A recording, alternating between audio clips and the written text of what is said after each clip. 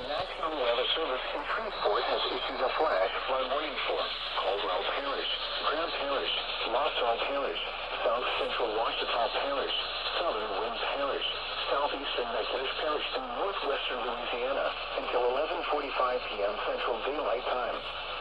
At 9:40 p.m. Central Daylight Time, Doppler radar indicated thunderstorms producing heavy